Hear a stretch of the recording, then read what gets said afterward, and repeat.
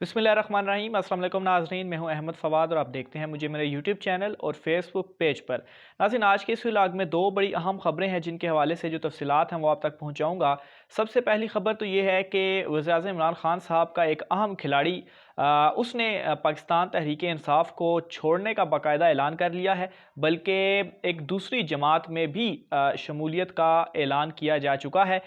जबकि मज़ीद कुछ लोग ऐसे हैं जो कि तहरीक इंसाफ को छोड़कर दूसरी जमात को शामिल करने जा रहे हैं। वो कौन लोग हैं, मामला क्या है, इस हवाले से आपको तफसीलात जो है वो आज के इस व्लॉग में दूंगा।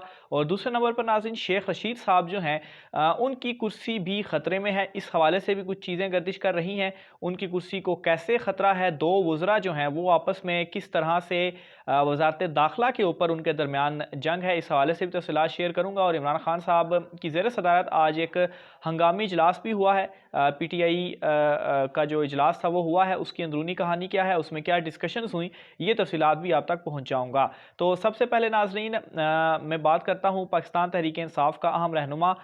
ये नाज़रीन रहनुमा जो है वो केपीके से है और ये परवेज़ खटक साहब के भतीजे हैं, अहद खटक साहब। इन्होंने पाकिस्तान तहरीक इंसाफ को छोड़ तो पहले से ही दिया था, कुछ दिन कबल इन्होंने ऐलान किया था, लेकिन आज इन्होंने बाकायदा तौर पर पीपल्स पार्टी में शमूलियत का ऐलान कर दिया है। और पीपल्स पार्टी के जो सेक्रेटरी हैं नैयर बुखारी साहब, उनके हमरा इन्होंने प्रेस कॉन्फ्रेंस की और उस प्रेस कॉन्फ्रेंस में इन्होंने बाकायदा तौर पर ये ऐलान किया कि ये आज पीपल्स पार्टी में इन्होंने शमूलियत इख्तियार कर ली है। पाकिस्तान तहरीक इंसाफ को इन्होंने केपीके से खैर बात कह दिया है। इसके अलावा नाज़रीन, जो दूसरे अहम रहनुमा हैं वो भी केपीके से ही हैं और अहद खटक के वालिद लियाकत खटक साहब, जो कि परवेज़ खटक के भाई हैं, वो भी तहरीक इंसाफ को छोड़ चुके हैं। और सोर्सेज ये बता रहे हैं कि बहुत जल्द उनकी जानिब से भी पीपल्स पार्टी में ऐलान किया जाएगा शमूलियत का। और ये शमूलियत नाज़रीन, आसिफ अली ज़रदारी कुछ अर्सा पहले वहाँ पर गए भी थे और उनकी मुलाकात भी हुई थी। ये जो दोनों रहनुमा हैं पीटीआई के, इनके हमरा और इनके जो कारकुनान वगैरह हैं, अहम लोगों से उनकी मुलाकातें हुई थी और उस वक्त दावे भी किए जा रहे थे कि आसिफ ज़रदारी केपीके में थोड़े मुतहरिक हुए हैं और बहुत सारे लोगों को वहाँ पर वो तोड़ने के लिए गए हैं, क्योंकि वैसे भी जोड़ तोड़ का उन्हें बादशाह या माहिर कहा जाता है।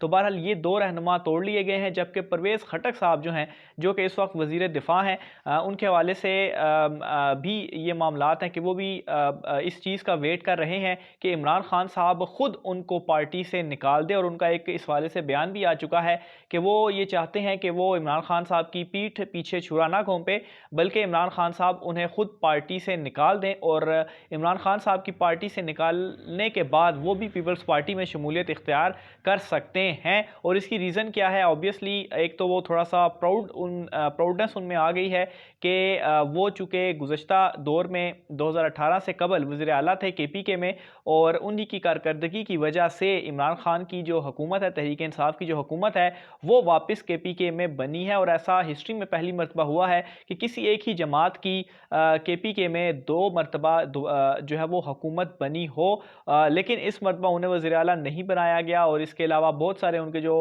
मज़ीद जो कुछ काम थे, मिसाल के तौर पर कोई ट्रांसफ़र, कोई पोस्टिंग वगैरह, या ख़ास तौर पर जो कुछ बजट के हवाले से बातें की जा रही हैं कि उन्होंने अपने लोगों से शायद कुछ वादा वगैरह किए थे कि वो उनके हलकों में काम वगैरह कराएंगे, लेकिन ऑब्वियसली उनके हाथ में चीज़ें या इख्तियारात अब नहीं है। इस चीज़ का गिला शिकवा है और इस चीज़ का गिला शिकवा लेकर परवेज़ खटक साहब ने एक बड़े अहम इजलास में शिरकत होने से इनकार भी की थी और अपने साथ कुछ अहम लोगों को भी मिलाया था। और फिर उसके बाद इमरान खान साहब से उनकी मुलाकात हुई थी और फिर उन्होंने इजलास में शिरकत की थी और मामलात ख़त्म हुए थे। लेकिन उन्हीं के ख़ानदान के अंदर से ही उनके भाई और उनके जो भतीजे हैं, इन दोनों ने पाकिस्तान तहरीक इंसाफ को छोड़ दिया है। पीपल्स पार्टी में शमूलियत का ऐलान भी किया जा चुका है। और परवेज़ खटक के हवाले से भी ये इतलात हैं कि वो भी पाकिस्तान तहरीक इंसाफ को छोड़ना चाहते हैं। तो ऑब्वियसली नाज़रीन, ये केपीके में बड़ी तब्दीली है, लेकिन इमरान खान साहब ऑब्वियसली कॉन्फिडेंट भी हैं, क्योंकि 2018 के इंतखाबात से कबल भी कोई दर्जन के करीब MPAs जो थे उन्हें इमरान खान साहब ने पार्टी से निकाल दिया था। और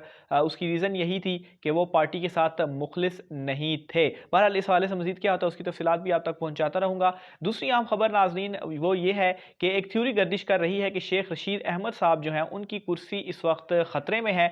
और एक और वज़ीर जो कि वज़ीर इत्तलात साहब हैं, फवाद चौधरी साहब, वो ये कोशिश कर रहे हैं कि किसी तरह से वो खुद वज़ीर दाखिला बन जाए। इस हवाले से कोई कंफर्मेशन तो नहीं हुई, हमने सोर्सेज से रब्ता करने की कोशिश की है, उनसे पूछा है, कोई कंफर्मेशन तो नहीं हुई, लेकिन इस हवाले से ये इतलात गर्दिश कर रही हैं। और ख़ास तौर पर ये जो TLP वाला मामला है, इस मामले को शेख रशीद साहब की जानिब से, जो कि वज़ीर दाखिला थे, उस तरह से हैंडल नहीं किया गया जिस तरह से हैंडल करना चाहिए था, जिसकी वजह से सिचुएशन काफ़ी ज़्यादा वर्स्ट हो गई थी।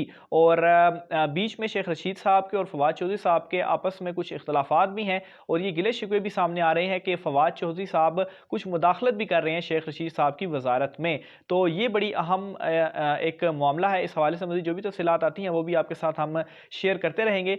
लेकिन इस वक्त हुकूमत जो है वो काफ़ी फंसी हुई है, ख़ास तौर पर इमरान खान साहब के इर्द गिर्द जो माहौल है वो इस वक्त काफ़ी खींचातानी का माहौल है। इमरान खान साहब किस तरह से इन तमाम तर चीज़ों को हैंडल करते हैं, टैकल करते हैं, ये बहुत अहम चीज़ होगी। इसी हवाले से एक बहुत अहम इजलास भी हुआ है इमरान खान साहब की ज़ेरसदारत, और उस इजलास में कुछ बड़े इंपॉर्टेंट इशूज़ थे जिनको डिस्कस किया गया। सबसे पहला इशू तो ये था कि जो महंगाई वाला इशू है, और महंगाई के इशू को लेकर ऑब्वियसली लोग भी बहुत ज़्यादा तंग हैं, उस पर इमरान खान साहब की जानिब से एक रिलीफ पैकेज का ऐलान किया गया है।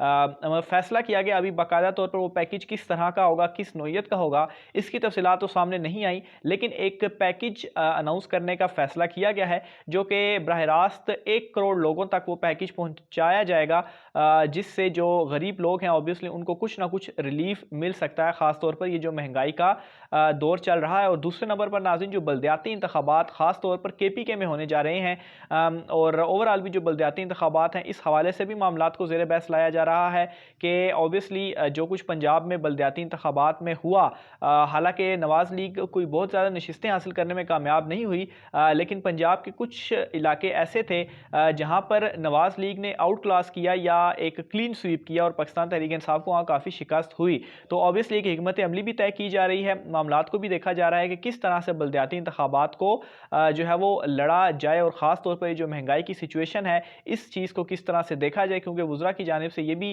उस मीटिंग में भी कहा गया कि जो आलमी सतह पर ख़ास तौर पर ऑयल की जो प्राइसेस हैं उनमें इस कदर इजाफा होता जा रहा है कि अगर हुकूमत चाहे भी तो उस तरह का रिलीफ नहीं दे सकती, प्राइसेस मजबूरन उन्हें बढ़ानी ही पड़ेंगी। और ऑब्वियसली ऑयल की प्राइसेस बढ़ने से, डॉलर की प्राइसेस बढ़ने से जो डायरेक्टली इम्पैक्ट होती है इकोनॉमी, और जो आम अशय खुर्दनोश की कीमतें हैं उनमें भी इजाफा हो रहा है। इसी की वजह से ये पैकेज की अनाउंसमेंट हो रही है। किस नौइयत का होगा पैकेज, इसकी तफसीलात भी आपके साथ शेयर करते रहेंगे, लेकिन खैर रिलीफ देने के लिए इमरान खान साहब की जानिब से ये एक अहम ऐलान उसमें किया गया है।